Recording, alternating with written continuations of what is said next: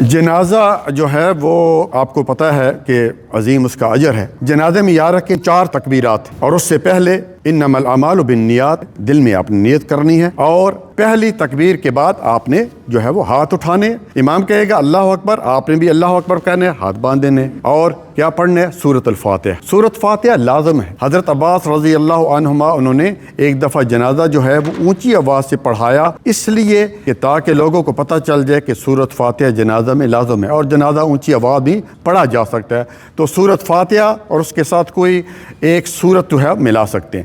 دوسری، جب امام کہے گا اللہ اکبر، آپ بھی اللہ اکبر کہیں گے اور درود ابراہیمی پڑھیں گے جو ہم تشہد میں پڑھتے ہیں، اللہم صلی علی محمد اللہم بارک علی محمد آخر تک۔ تیسری تکبیر میں جب امام تکبیر کہے گا، اللہ اکبر کہے گا، تو آپ بھی اللہ اکبر کہیں گے امام کے ساتھ۔ تیسری تکبیر کے بعد جو ہے وہ جب تکبیر کریں گے اللہ اکبر اور آپ بھی ساتھ اللہ اکبر، تو یہ دعا کریں گے، اللہم اغفر لحینا ومیتنا وصغیرنا وکبیرنا وشاہدنا وغائبنا وذکرنا وانثانا۔ اگر یہ دعا نہیں آتی تو اللہم اغفر لہ، اگر ایک مرد کی جو ہے وہ میت ہے، اللہم اغفر لہ اللہم ارحمہ، یہ کہتے رہیں۔ اور اگر عورت کی یعنی میت ہے تو اس کے لیے اللہم اغفر لہا اللہم ارحمہ۔ اور اگر 2-3 کئی دفعہ ہوتے، 2-3 جنازے ہوتے ہیں، ان کے لیے یہ ہے کہ پھر اللہم اغفر لہم اللہم ارحمہم۔ اس کے بعد چوتھی تکبیر کے بعد پھر امام جو ہے اللہ اکبر کہیں گے اور اس کے ساتھ جو ہے وہ سلام کریں گے۔ سلام جو ہے السلام علیکم ایک طرف بھی ہے اور جنازے میں، اور دونوں طرف بھی ہے۔ دونوں طریقے رسول اللہ صلی اللہ علیہ وسلم سے ثابت ہے۔ وہ بھی آپ کر دیں، ایک طرف کر دیں تبھی جنازہ ہو جائے گا، اور دونوں طرف کر دیں تب بھی جنازہ ہو۔ پیارے بھائیو، جنازے کا بڑا اجر ہے۔